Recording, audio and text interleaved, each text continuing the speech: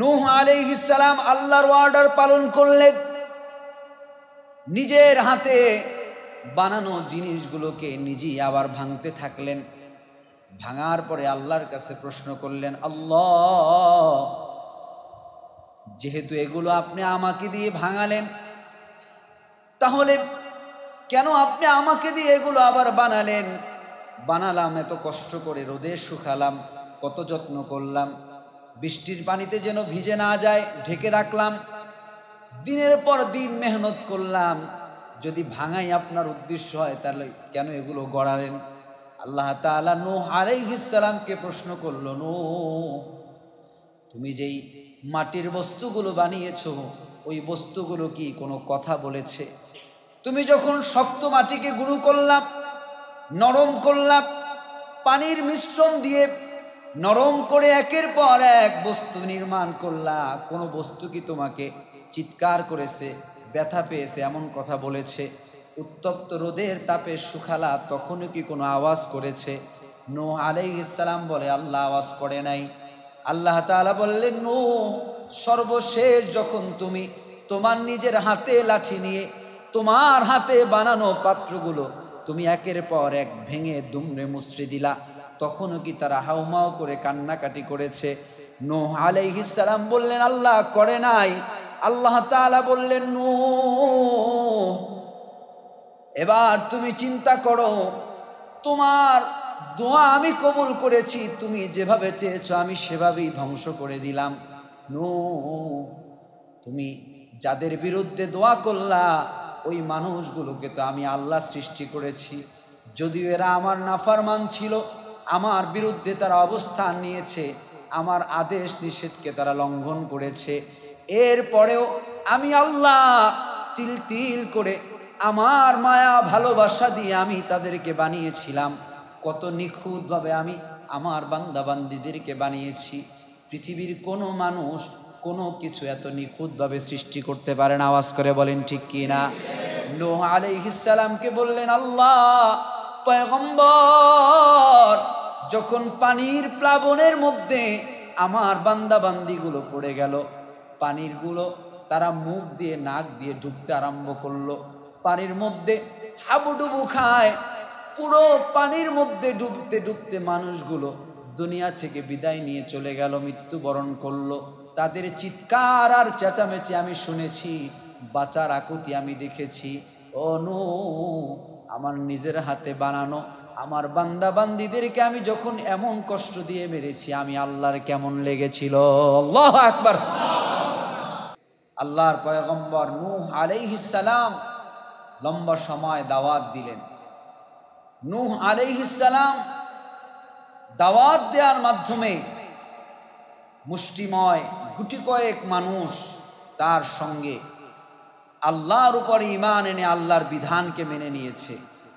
অধিকাংশ মানুষই আল্লাহর বিধান মেনে নেয়নি, বরঞ্চ মেনে তো নেয়নি, বরঞ্চ নূহ আলাইহিস সালামকে অপমান অপদস্থ করতে থাকলো, তার উপরে জুলুম নির্যাতন করতে থাকলো। নূহ আলাইহিস সালাম আল্লাহর কাছে ফরিয়াদ করলেন, আল্লাহ, আপনার এই বান্দা বান্দিরা আমার উপরে এভাবে জুলুম করছে, আমি দ্বীনের দাওয়াত দিচ্ছি, তারা এই দাওয়াত গ্রহণ করছে না। মালিক, আপনি তাদেরকে একটা শিক্ষা দেন। তারা যে আপনার নাফরমানি করে, আপনার বিধান মানে না, আপনার ক্ষমতাকে যে তারা অস্বীকার করে, আপনার রাজত্বকে তারা স্বীকার করতে চায় না, আপনি এর একটা ব্যবস্থা গ্রহণ করেন।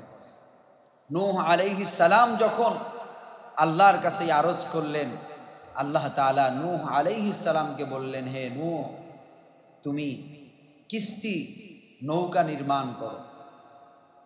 কিস্তি নির্মাণের জন্য আল্লাহ তাআলা নূহ আলাইহিস সালামকে আদেশ করলেন।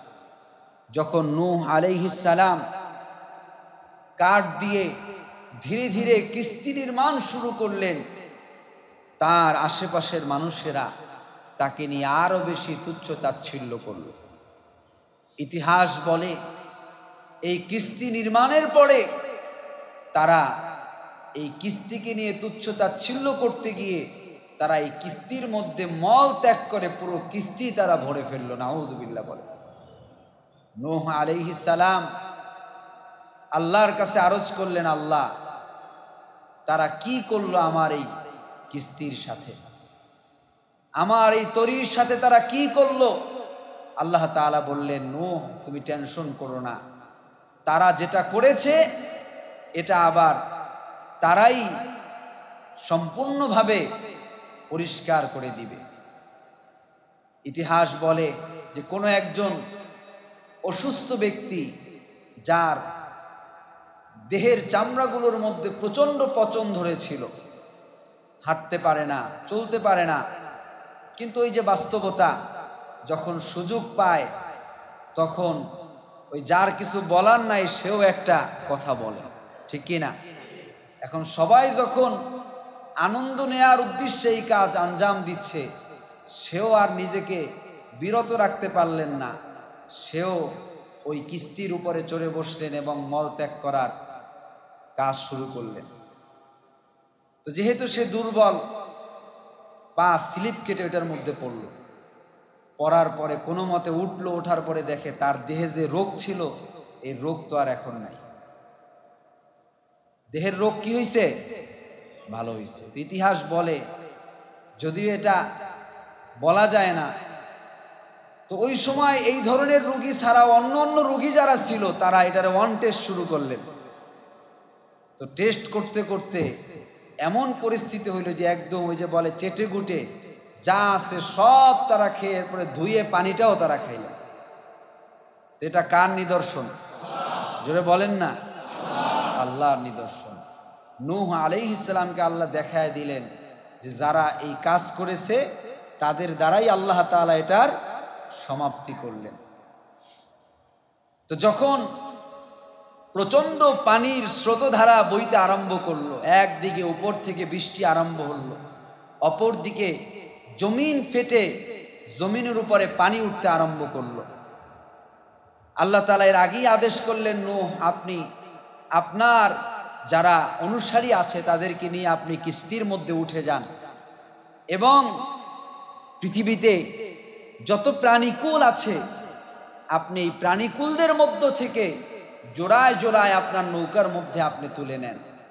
বিভিন্ন পশু প্রাণীদেরকে তিনি তুলে নিলেন। পানি ওঠা আরম্ভ হয়ে গেল। তার সন্তানকে বললেন, তুমি নৌকায় উঠো। তিনি বললেন, বাবা যদি পানি বাড়ে আমি উঁচু কোনো টিলা অথবা কোনো পাহাড়ের উপরে আমি উঠব। তো নূহ আলাইহিস সালাম বললেন যে পানির তীব্রতা এত হবে যে তুমি কোথাও গিয়ে আশ্রয় পাবা না। কিন্তু বাবার কথা তিনি শুনলেন না। যারা আল্লাহর নাফরমানি করলো এরা শেষ সময়ে কিস্তির মধ্যে উঠতে চাইলেন, কিন্তু ওঠার সুযোগ আর তাদের জন্য রইল না। বন্যার পানি গোটা পৃথিবী জুড়ে বহমান, কোথাও আর তরি ভিড়ানোর জায়গা খুঁজে পাচ্ছে না। পানি আর পানি। আল্লাহর কাছে আদেশ করলেন, আল্লাহকে বললেন, আল্লাহ পরিস্থিতি এত কঠিন, আমরা এই চলমান পরিস্থিতির মধ্যে কতদিন থাকবো? আমাদের খাবার দাবার তো শেষ হয়ে যাচ্ছে।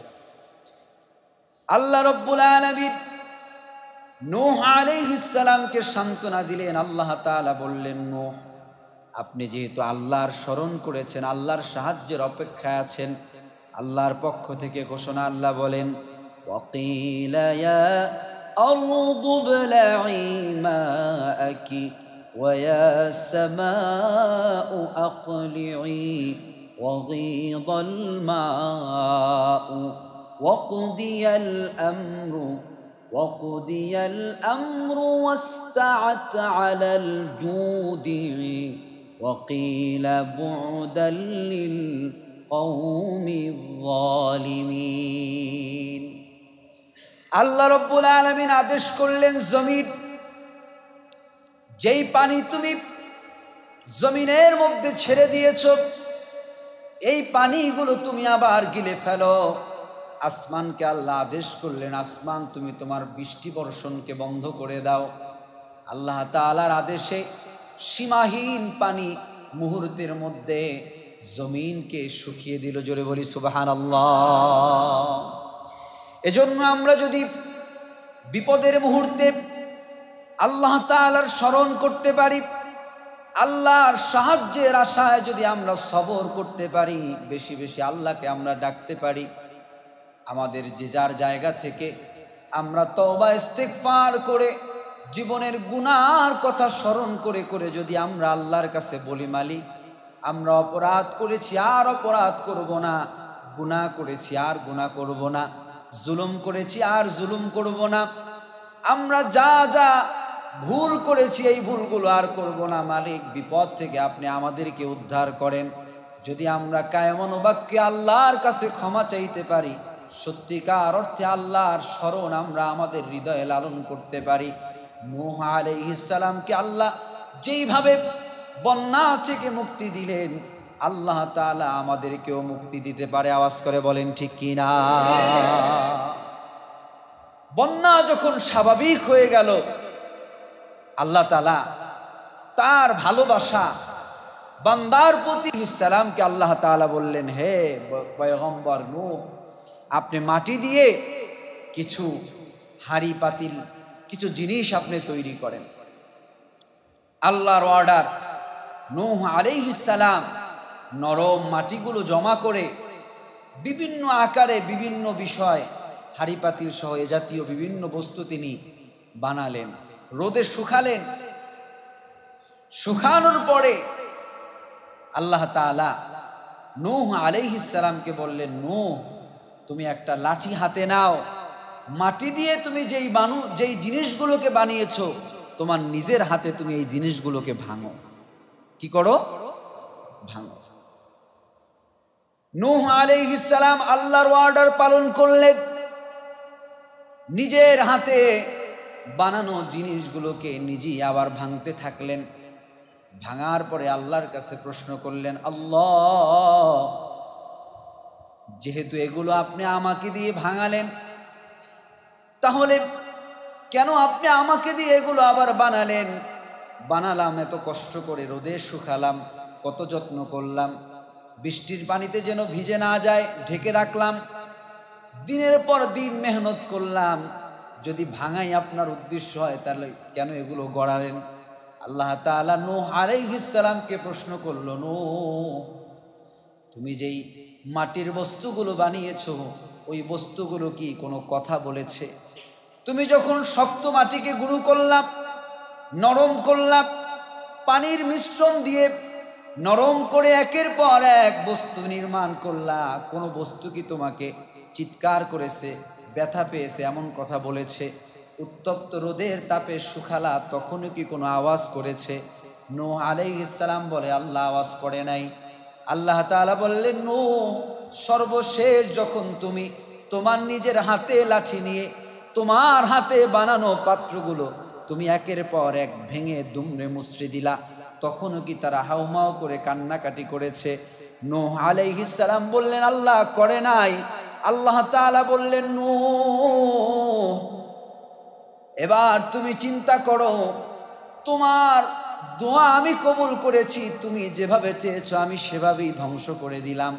নূহ তুমি যাদের বিরুদ্ধে দোয়া করলা, ওই মানুষগুলোকে তো আমি আল্লাহ সৃষ্টি করেছি, যদিও এরা আমার নাফরমান ছিল, আমার বিরুদ্ধে তারা অবস্থান নিয়েছে, আমার আদেশ নিষেধকে তারা লঙ্ঘন করেছে, এরপরেও আমি আল্লাহ তিল তিল করে আমার মায়া ভালোবাসা দিয়ে আমি তাদেরকে বানিয়েছিলাম। কত নিখুঁতভাবে আমি আমার বান্দা বান্দীদেরকে বানিয়েছি। পৃথিবীর কোনো মানুষ কোনো কিছু এত নিখুঁতভাবে সৃষ্টি করতে পারে না। আওয়াজ করে বলেন ঠিক কিনা? নূহ আলাইহিস সালামকে বললেন, আল্লাহ পয়গম্বর যখন পানির প্লাবনের মধ্যে আমার বান্দা বান্দিগুলো পড়ে গেল, পানিরগুলো তারা মুখ দিয়ে নাক দিয়ে ঢুকতে আরম্ভ করলো, পানির মধ্যে হাবুডুবু খায়, পুরো পানির মধ্যে ডুবতে ডুবতে মানুষগুলো দুনিয়া থেকে বিদায় নিয়ে চলে গেল, মৃত্যুবরণ করলো। তাদের চিৎকার আর চেঁচামেচি আমি শুনেছি, বাঁচার আকুতি আমি দেখেছি। ও নূহ, আমার নিজের হাতে বানানো আমার বান্দা বান্দিদেরকে আমি যখন এমন কষ্ট দিয়ে মেরেছি, আমি আল্লাহর কেমন লেগেছিল। আল্লাহু আকবার। এই ইতিহাস থেকে, আল্লাহর এই ঘোষণা থেকে আমরা স্পষ্ট হই, যদিও বিপদের মধ্যে আমরা আছি, এই বিপদের সময় আমরা যে কষ্ট পাচ্ছি, এই কষ্ট যে শুধু আমরা পাচ্ছি এমন নয়, বরঞ্চ এই কষ্টে আল্লাহ তাআলাও ব্যথিত হচ্ছে। আওয়াজ করে বলেন ঠিক কিনা? তবে পৃথিবীর ইতিহাস বলে, যখনই আল্লাহ তাআলা মানুষকে পরীক্ষা করে, মানুষের উপরে বিপদ মুসিবত দিয়ে দেয়, বিপদ আর মুসিবতের পরেই আল্লাহ তাআলা মানুষকে চূড়ান্ত বিজয় দেয়, মানুষের জন্য কল্যাণের জিন্দেগি আল্লাহ ফিরিয়ে দেয়। আওয়াজ করে বলেন ঠিক কিনা? প্রিয় হাজিরিন, এজন্য যুগে যুগে আমরা যদি ইতিহাস খুঁজি, এমনটাই আমাদের সামনে আসবে, এমনটাই পৃথিবীর বাস্তবতা। এই বাস্তবতা থেকে পয়গম্বর মূসা আলাইহিস সালামও যেমন এড়াতে পারে নাই, পয়গম্বর মুহাম্মদুর রাসূলুল্লাহ তার জীবনেও এমনটা ঘটেছে। আওয়াজ করে বলেন ঠিক কিনা? ইতিহাস এটাই আমাদেরকে শেখায়, ইতিহাসের চরম বাস্তবতা এটাই। জীবন দিয়ে জীবনকে ফিরে পাওয়া যায়। যতদিন না আপনি আল্লাহর জন্য জীবনকে উৎসর্গ করতে পারবেন না, আল্লাহর সাহায্য আপনি পাবেন না। যখন সাহাবায়ে কেরাম একের পর এক জীবন দিয়েছে, আল্লাহ তাআলা গোটা আরব ভূখণ্ডকে সাহাবীদের পায়ের নিচে এনে দিয়েছে। কথা বলেন ঠিক কিনা? যখনই মূসা আলাইহিস সালাম এবং তার সঙ্গীরা জীবন দিয়ে দিয়েছে, এমনকি নিশ্চিত জীবনের মৃত্যুর ঝুঁকি নিয়ে ওই বাহরে কালজুম দরিয়ার মধ্যে নেমে পড়েছে। যখন দরিয়ার মধ্যে আছে, তখনও তারা নিশ্চিত না যে তারা এই জালিম থেকে মুক্তি পেয়েছে। নিশ্চিত ছিল? নিশ্চিত না। যখন দরিয়া পার হয়ে গেল, তখনও পিছনে তাকিয়ে দেখেছে, দরিয়ার মাঝ বরাবর জালেমদের সব দলবল নিয়ে দরিয়ার মাঝ বরাবর তারা অবস্থান, তারা আসছে ধেয়ে, উদ্দেশ্য মূসা আলাইহিস সালামকে তারা বাঁচতে দিবে না। ঠিক কিনা প্রিয় হাজিরিন? কিন্তু আল্লাহ তাআলার চরম সত্যতা, মাঝ দরিয়া পর্যন্ত পৌঁছেছে, কিন্তু দরিয়ার কিনারা তারা আর খুঁজে পায় না। এটাই বাস্তবতা। অনেকে বিভিন্ন জায়গায় আশ্রয় নিয়েছে, ভেবে নিয়েছে এবারের মতো বেঁচে গেলাম, কিন্তু এই আশ্রয় চূড়ান্ত আশ্রয় না। কারণ আশ্রয় দেওয়ার একচ্ছত্র মালিক একজন। আওয়াজ করে বলেন তিনি কে? আল্লাহর আশ্রয় যদি কেউ না পায়, দুনিয়ার কোন শক্তি আশ্রয় দিয়ে তাকে নিরাপত্তা দিতে পারবে না। কথা বলেন ঠিক কিনা? প্রিয় হাজিরিন, এজন্য দুনিয়ার মানুষের মুহতাজ হওয়া থেকে আমরা বিরত থাকি। বিপদ মুসিবত আসলে আমরা সাহায্যের আশায় আমরা চাতক পাখির ন্যায় তাকিয়ে থাকি, কিন্তু মুমিন হিসাবে উচিত হবে মানুষের সাহায্যের আশায় না থেকে আসমানওয়ালার সাহায্যের আশায় থাকা। আওয়াজ করে বলেন ঠিক কিনা? যদি আল্লাহর ভয়, আল্লাহর উপরে আস্থার বিশ্বাস অর্জন করা যায়, তবেই আল্লাহ তাআলা শান্তি ফিরিয়ে দিবেন। যতদিন না আমার আপনার দিলের হালাতের পরিবর্তন না আসবে, আল্লাহকে সর্বোচ্চ ক্ষমতার মালিক হিসেবে গ্রহণ না করতে পারবো, আল্লাহর ক্ষমতা, আল্লাহর রাজত্বের স্বীকৃতি না দিতে পারবো, ততদিন আমরা মুক্তি পাবো না। কোনো না কোনোভাবে কোনো না কোনো শক্তি আমাদের উপরে চেপে বসবে, এটাই চূড়ান্ত কথা।